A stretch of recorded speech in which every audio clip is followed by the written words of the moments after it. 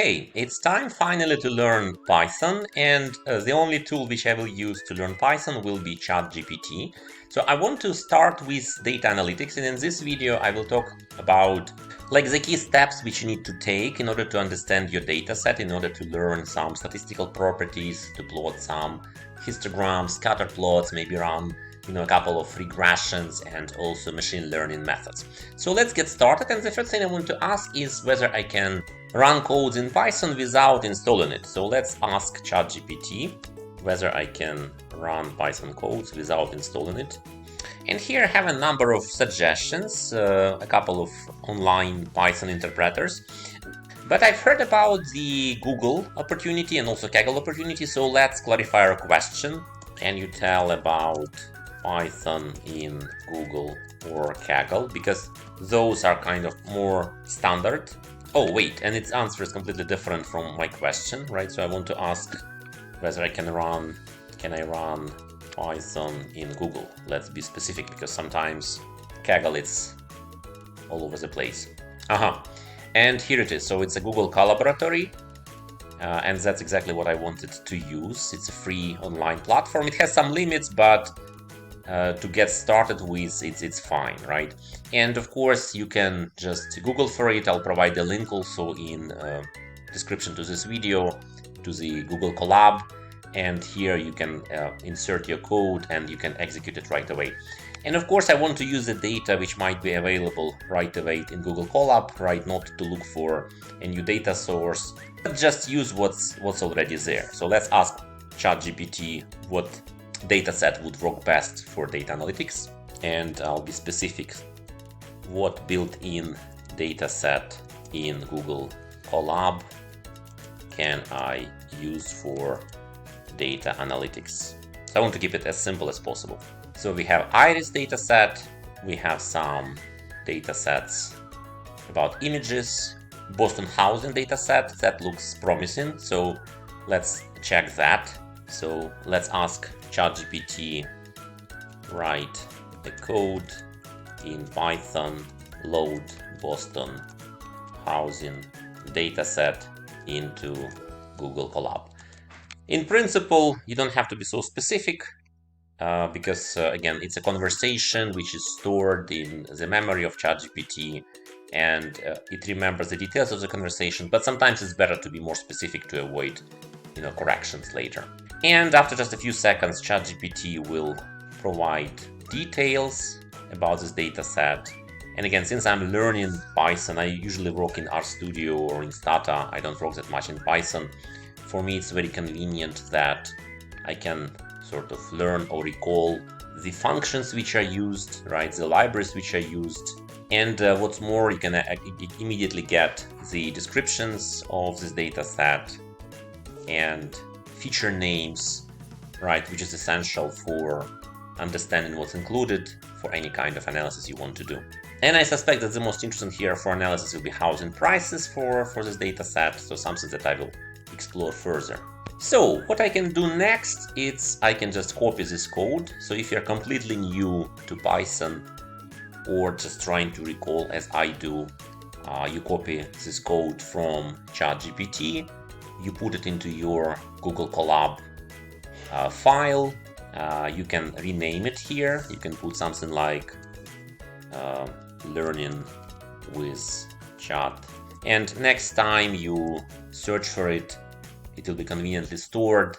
And again, that's the code you can adapt for your project, right? For your course project, for your team project, for whatever kind of work you're doing, because you can rerun it by just changing the dataset. In principle, right here, you can add this text, and you can add something like learning. I can put a hashtag here, learning Python with ChatGPT, right? So that I can remember it later. And I can move it up, right? Move the cell up, which is convenient. So I kind of have this nice format with explanations. And in addition, you can see that ChatGPT generated these hashtags, which will indicate that this particular line, it's a comment line, it will not be executed, but it's extremely useful because you exactly understand what is being done in that case. So let's now run this chunk of code, right? There is this very convenient button to run my code to the left of my code fragment, and it takes some time to load the data set. So you can see it's initialized in Python, right? And also here you can see that it's like in process of running here at the bottom part of your screen. Now, after a few seconds, we get the import error, which is normal, right? So we still can use ChatGPT to fix the errors. So let's find out the answer. So it basically tells us that London Boston has been removed, right? So let's ask the copy this. So it was removed for some ethical problems. Obviously, ChatGPT does not know that because it's been cut off internet as of end of 2021. So, but let's ask ChatGPT for a different data source. So let's put this error. We got error, but it still wants us to use Boston. So let's stop generating that. Can you offer an alternative data set to begin with for data analytics? So it's nice that you have a conversation, right? It's not like a dead end, right? If you find an answer somewhere on the web and you run it and it doesn't work, then you kind of have a dead end. But here you can go back to your conversation and get an alternative answer. So we have some Titanic, we have some wine data set, California housing data set. Oh, this looks promising, right? It's also about houses. So let's ask now ChatGPT to generate a code. So first of all, I'll go back to my original code. I remove this part because obviously I don't want to use it anymore. So let me now ask ChatGPT to extract this California housing dataset. So I'll just highlight this piece. Please write a code to load California housing dataset into Google Colab. Okay, so now we got this alternative dataset, and also we have a whole bunch of additional details like a description, feature names, and also some information about the data.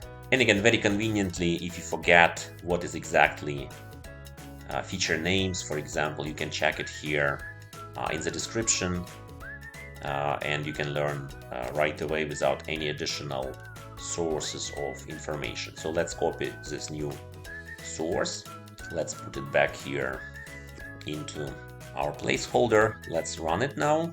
And you see, as our code is executed, we got quite detailed description, right?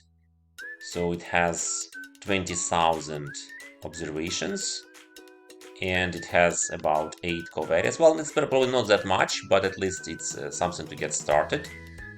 And we also have information very conveniently about what's included, right? So in principle, you can see here, you have median income, age of the house, number of rooms, number of bedrooms, population in this block, average number of household members, and also latitude and longitude. And what we are looking here for, it's a median house value. That's our variable we want to predict. And again, it's 1990 US census, pretty old. I guess houses in California are much more expensive nowadays. But as a starting point, it's an excellent source. And we also have characteristics of the data set, right? So let's now ask ChatGPT to provide details, provide descriptive statistics. Please write a code, generate descriptive statistics for variables of interest. Actually, let's put it for all variables. And now ChatGPT converts it to a data frame, right? Like, you know, the data frame is the common way to store data in Python and also in RStudio. And as usual, we have the information, right? What is PD data frame function? And also we have information about function describe, right? So here's the convention is that in Python, these functions are often attached, for example, next to the name of the data set, and function print will produce the printout of this description. But of course, again, if you are confused, you can ask ChatGPT, please explain what function print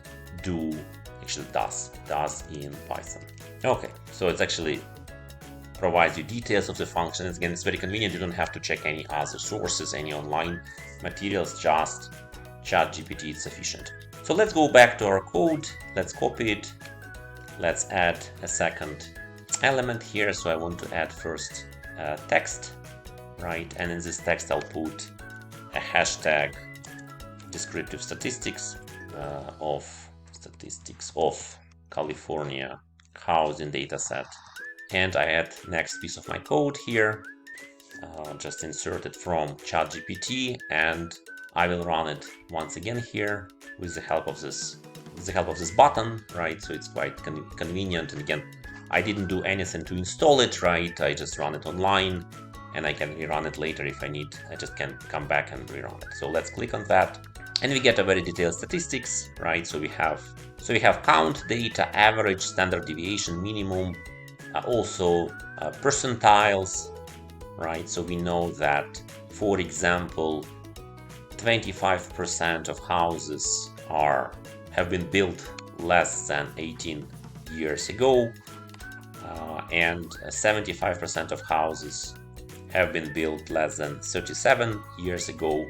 So we have some idea about the distribution of the age.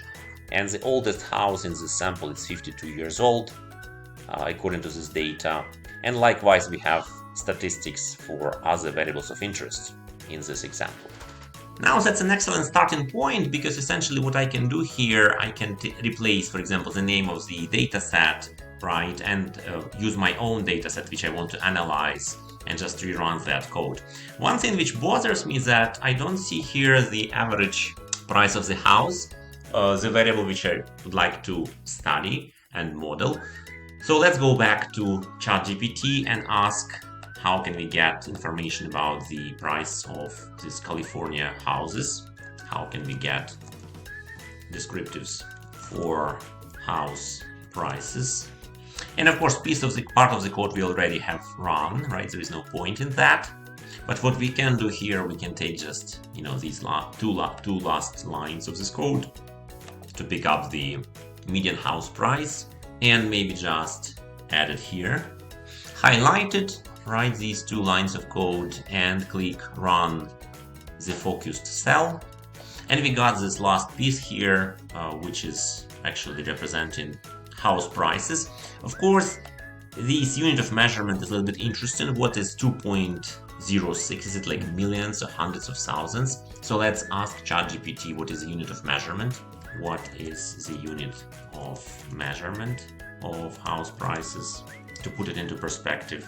So it's in hundreds of thousands. Okay, that's very convenient. So if it's one, it's 100,000, right? So again, that's very informative. So what we can see here, that the average house costs $268,000. But of course, the most expensive one will be just $500,000, and the cheapest one will be probably something like small hut or something, because it's just $15,000. It's like a tiny little house. So the next step you want to do with this kind of data usually is to look at some graphs, and we can ask ChatGPT what graphs can we use to study California housing. Let's call it, what graphs can we use for data analytics using California housing dataset. Okay, let's be a little bit more specific. And we have a long list of potentially applicable graphs, right? Like a scatter plot, histogram, box plot, heat maps, and even geospatial maps. That's fantastic.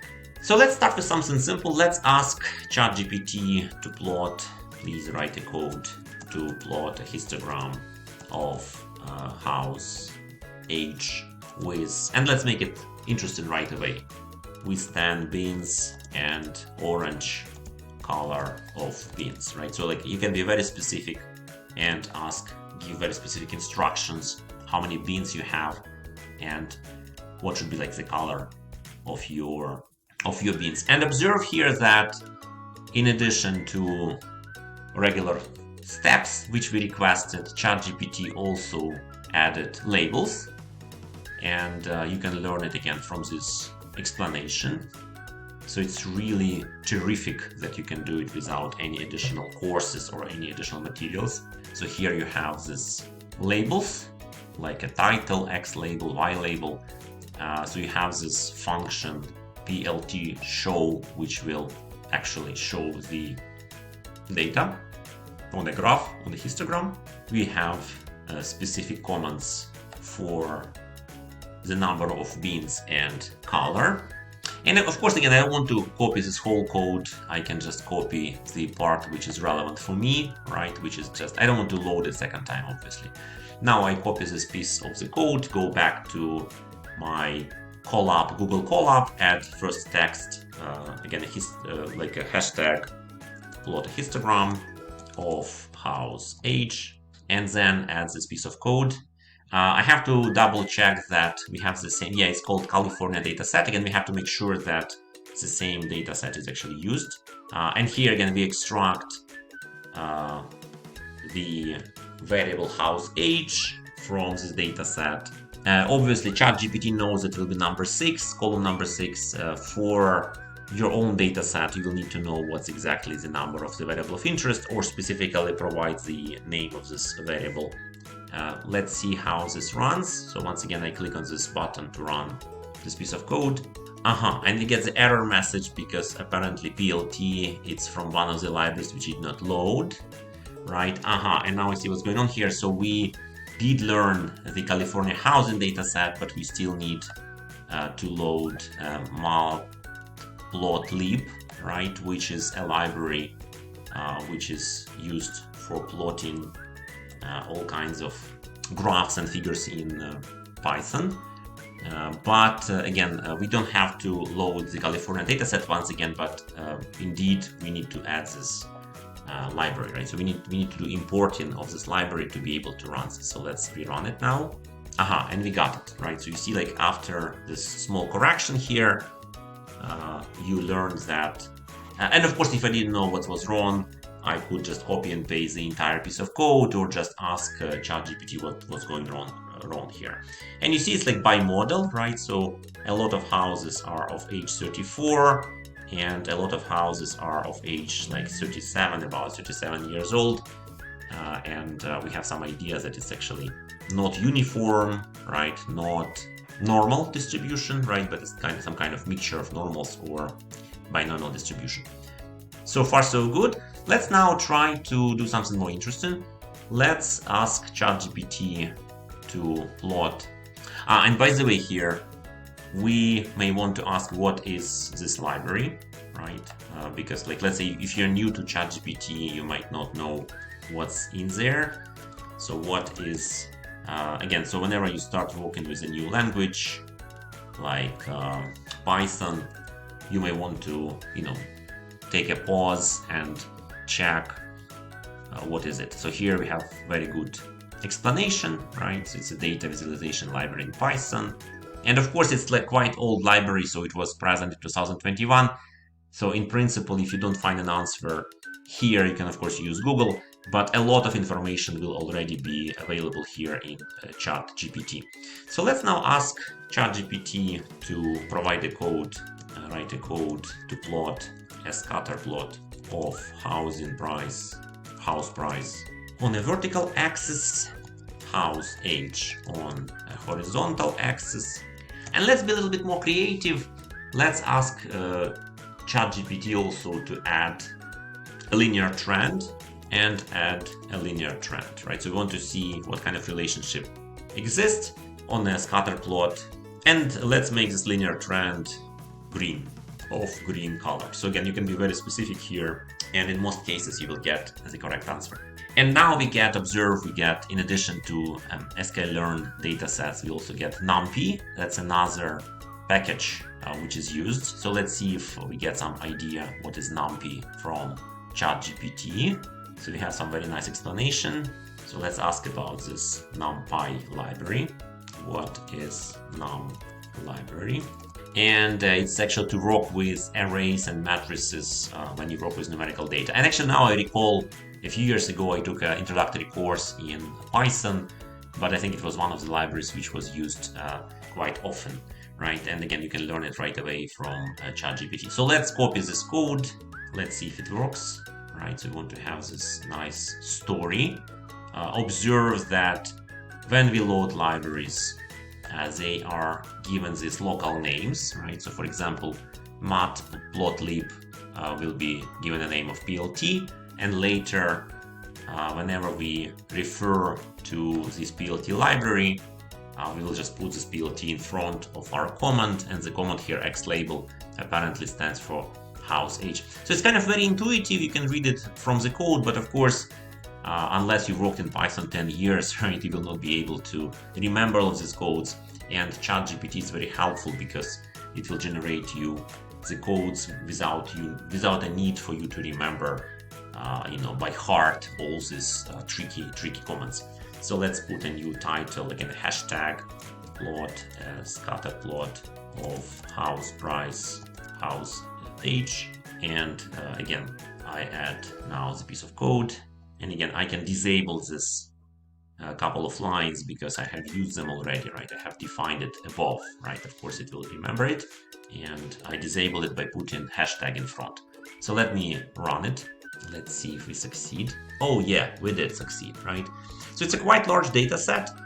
We mentioned this bimodal nature of house age, and you observe here it's also on this data set, right? This bimodal age. And in principle, it's probably hard to say about any kind of, maybe some kind of little bit of weak relationships that older houses are a little bit cheaper, but in principle, maybe it's not so informative, right? Because this correlation probably is not very high. Of course, a second step, if you don't see this clear relationship between variables, maybe you want to check for correlation, right, between these two variables, or in general, check for correlation of house price with all of the variables in our data set. So the next thing I want to do, I want to check a correlation of house price with my variables which I included. So please write a code, visualize it. Let's be creative, right? Let's not just report the correlation matrix, but let's visualize the correlation between house price and other features. And once again here, a new library is loaded, Cborn as SNS. So let's ask ChatGPT what is Cborn library anyway. And it's a data visualization library on the top of matplotlib, right? And you have quite detailed information of what you can do. So basically you can learn right away from ChatGPT. You don't need any paid resources, right? Google Colab is free, ChatGPT is free, so it's all free. You don't have to pay a single penny or a cent, right, to learn it. So let's copy this code. Let's create a new chunk of code. So I'll add here text. I'll call it, again, hashtag in front, correlation between.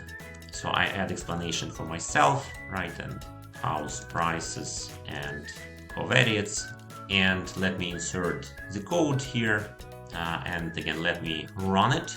Again, in principle, I could have disabled this from Scikit-learn dataset because we already loaded it, right? So like that's kind of repetitive, but wow, look, it looks very good, right? So you can see here that you can see here the correlations, and they are colored, right? So here, if the correlation is negative, it will be comment with a minus. If it's a positive correlation, it will be comment with a plus. Obviously, on the main diagonal here, you have the correlations of 1 because it's correlation with itself, right? So it's the darkest red color.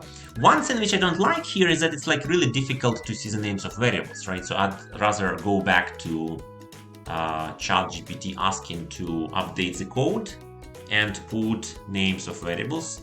Can you update the code to put names of variables? Because again, these numbers are not informative. And of course, I can't learn much from the numbers, especially like if you're working with a large data set. So let's see if we succeed here. Okay. And again, it's convenient that you don't have to pay anybody, right, to learn that. You can just ask directly ChatGPT. Don't have to hire anybody, right? So let's remove this piece of code. Let's put this code, updated code. Again, I can disable this line and this line because we already loaded it, right? We don't need to redo it. So let's run it in this new version.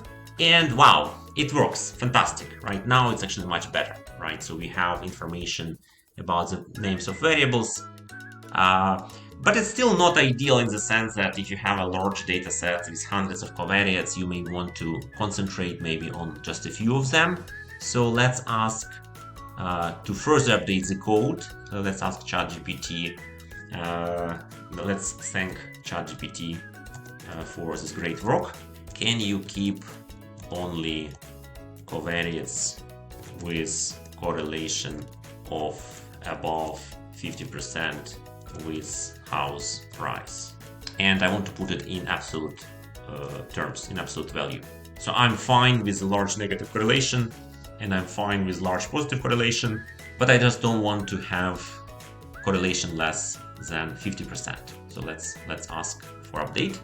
But so far it works fantastic. The only problem was with this Boston dataset, which is not available, but ChatGPT could easily fix it.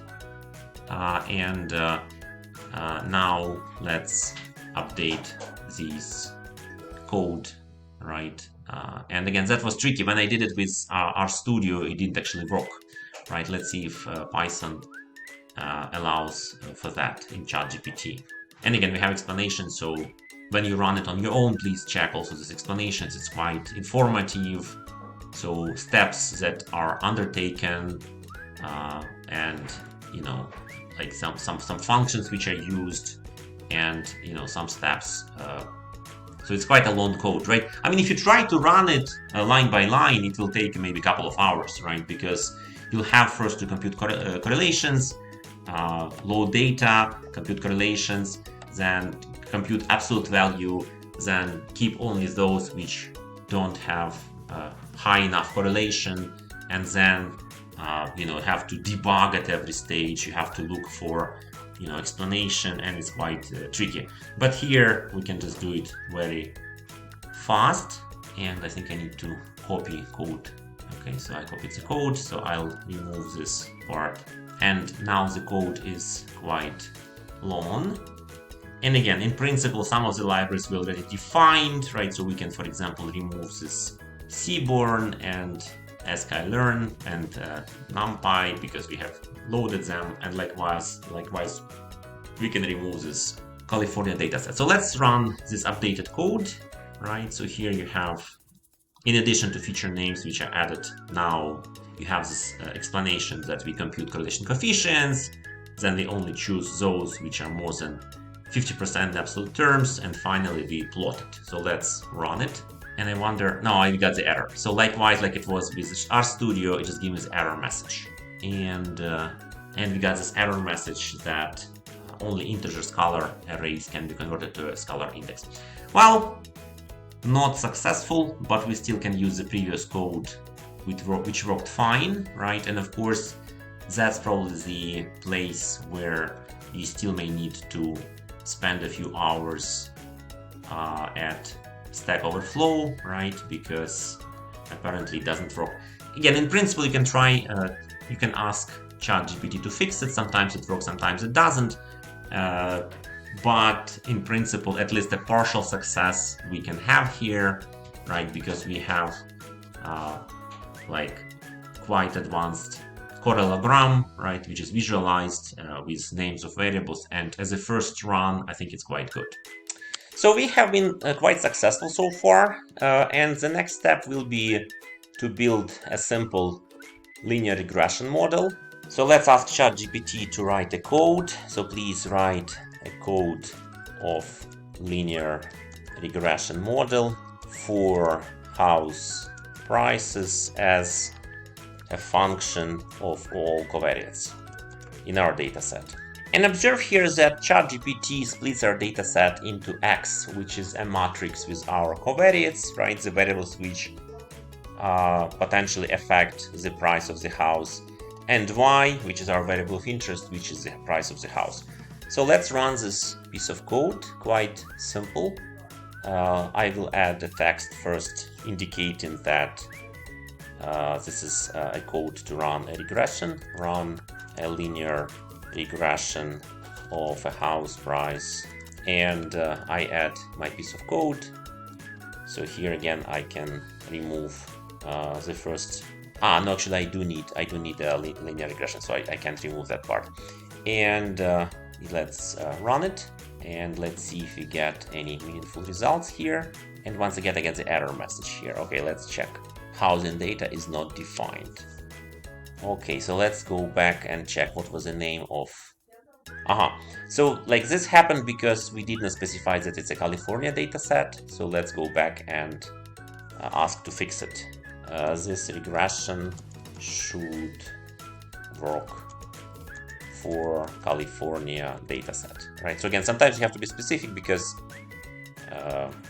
ChatGPT will provide generic answer, right? But you don't have like a housing data, you have California housing data. So let's see if it's fixed. Okay, let's see if it doesn't want to do it. Sometimes it's kind of lazy, sometimes it doesn't want to fix it. But we used California dataset. So in principle, we can use it manually, but let's try still to force ChatGPT to help us. Can you rewrite the code using California dataset instead of generic name? Right, so now it should work. Okay, let's try. Yeah, you know, like again, usually sometimes it's heartbroken, but sometimes as humans, right, it's like really well trained in humans, right? Sometimes it behaves like humans, like lazy, right? So let's try to rerun it and see if it works. And again, we got the error message. Okay, that's interesting. So now this is like the most painful part of any coding, right? When you start learning and you get this, red screen of death saying that something just broke down, something terrible happened. So let's try to first ask ChatGPT to rewrite it, given like a generic reason. The code did not run. Can you update it? So if not, then we'll provide specific code. So let's copy that code. And again, if it doesn't work, then we'll have to be specific. We probably have to ask for the actual names of variables, right? And it's like iterative here a bit. So let's rerun it. And we again run into the error. So Houston, we have a problem here, right? The code did not run after 2 attempts. And of course, I didn't want to show you like a fake tutorial where everything flies at the first iteration. Of course, it's not perfect. We achieved a lot already, right? But apparently not everything is perfect. So let's check what is going on here. Maybe the problem comes from the names of variables. Let's direct ChatGPT to the specific lines of code which we used. So let's copy this piece, Ctrl-C, and go back to ChatGPT. Can you use this line of code to fix it? Okay, so let's see if this works this time. Again, sometimes it's interactive. So let's try to use this completely new data set. Completely new code. So let's copy that. Maybe we confused ChatGPT because we have not been specific about which data set we used. So let's run this piece of code now. Wow, and it works. Look, so it's fantastic. Now it's finally worked. Okay, that's very good. But what's interesting is only provided coefficients, right? But not the standard errors. So it's pretty much useless because you cannot learn anything about statistical significance here. But at least after we fix the code, it works. This is like very convenient, right? So now we use again California data set. We use met house value, and we include our variables of interest, including the intercept. So the code runs. Thank you. But you forgot to report standard errors, t-statistics, p-values, and r-squared, right? So again, these are the things that you would use in any kind of linear regression to get the idea about the goodness of fit, and of course the things like statistical significance of coefficients, right? So again, it's updated now. Let's see if it's better. And again, if you are new to statistics, you can learn what's been done here with the help of this explanation. So my background is different. I know statistics, but I don't know Python, so I'll skip that part. And so let me update this code, right? And observe that we have actually additional libraries here. So we have metrics, we have stats models, right? So these are kind of additional features which we need. So let's check this piece of code, if it produces what we want. And fantastic, so we get regression results, right? So if you used regressions in Stata or RStudio or even Excel, it should be familiar to you. So it even provides additional tests like Jack-Ruber and Durbin-Watson, which is a little bit strange here. This is not a time series context, but anyway. We have the statistics, right, which we can use to judge about statistical significance of coefficients. And we have also adjusted R-squared. So the next thing I want to do here, I want to check whether what these statistics mean.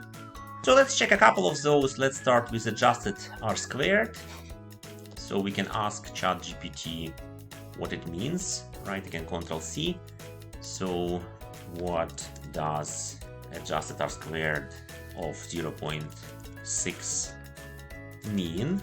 And you have like a very nice explanation that you have like a regular R-squared, which is a goodness of feed, and adjusted R-squared allows you also to account for additional variables, right? Because R-squared never decreases if you add variables, so you cannot compare models with a different number of variables. But adjusted R-squared provides a penalty, and you can compare models with different number of variables. So we have like the key explanation here in the last paragraph that our model includes predictor variables, and jointly they explain about 60% of variance in housing prices, which is quite good, right, given that we have only about 8 variables.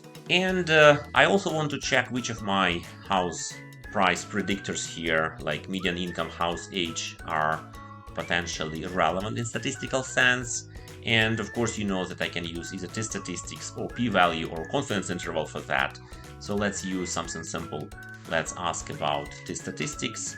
How can I know which of my variables are statistically significant?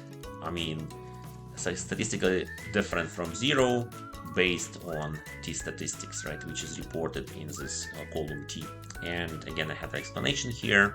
And again, that's so-called rule of thumb, right, that if t-statistics in absolute value is more than 2, then it's an indication of statistical significance, right? But in my case, all of the coefficients except for population, right, they are related to, again, of course, it's not a causal relationship, right, because we don't have any kind of random experiment here, but at least in statistical sense, they are related to the house price, right, except for this population.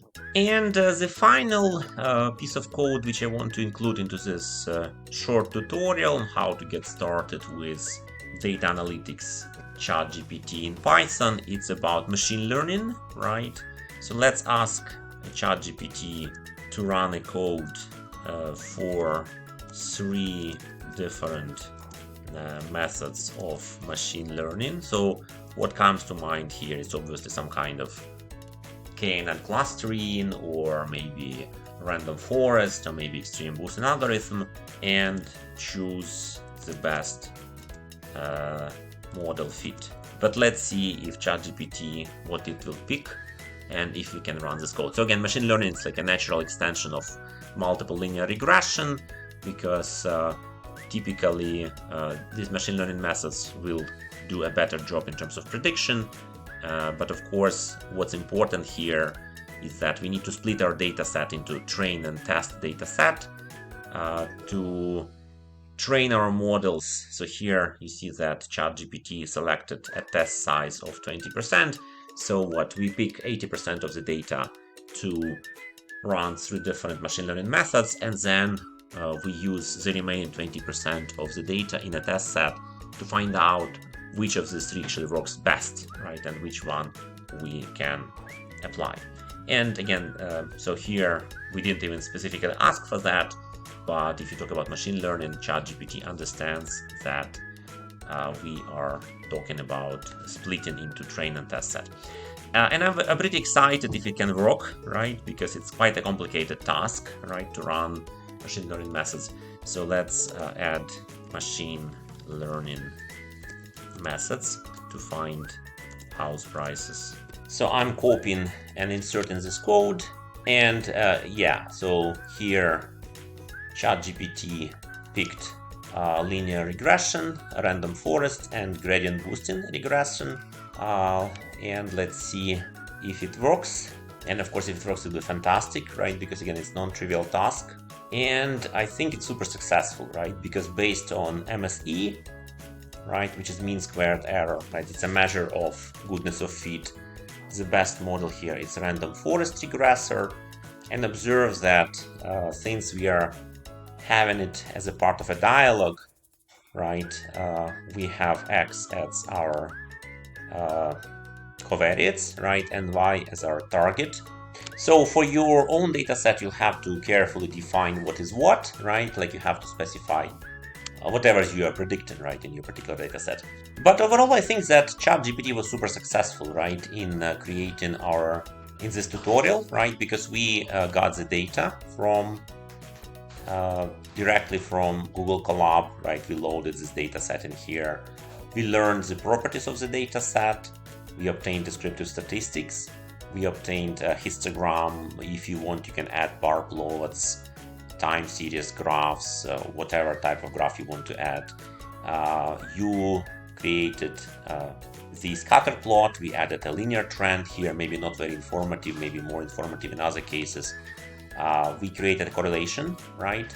And here's the last line here with correlation with the house price. And again, it's convenient because it's visual, right? You can see which of the variables are the most related to the house price. Or we run a linear regression, and we also learned, again, maybe it was not super fast, right? Because we get a couple of errors, but in the end we could fix it. And for the coefficients we obtained, we can interpret the results like R-squared, t-statistics, or any kind of other test which I did not check, but you can check by yourself. And finally, just magically from the first run, we obtained 3 machine learning methods, and in that particular case, the random forest worked best, right?